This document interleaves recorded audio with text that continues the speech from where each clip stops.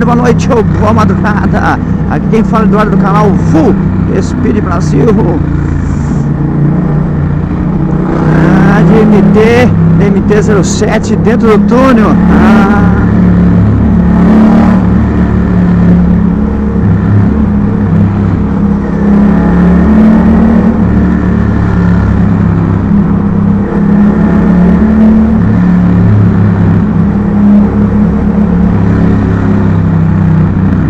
Aí sim, pancando bonito, MT-07 dentro do túnel.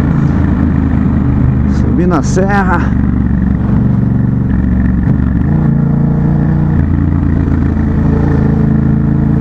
Trânsito.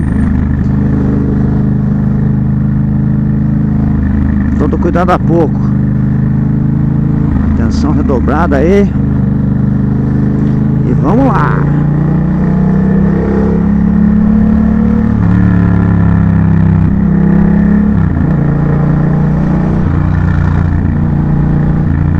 Galera, sempre agradecendo os novos inscritos, os inscritos que estão acompanhando sempre também aí os meus vídeos, e para os novos visitantes ainda que não são inscritos, se gostar, dá um like aí para todo mundo, dá um like e se inscreva no canal também, acompanhe os próximos vídeos. Sempre tô postando coisa nova, meus rolês, meus passeios, né?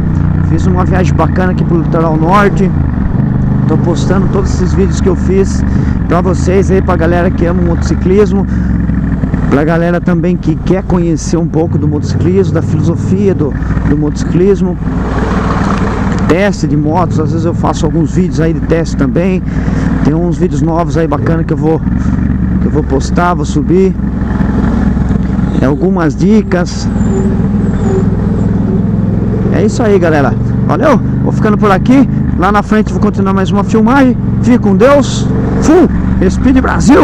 Tchau, tchau.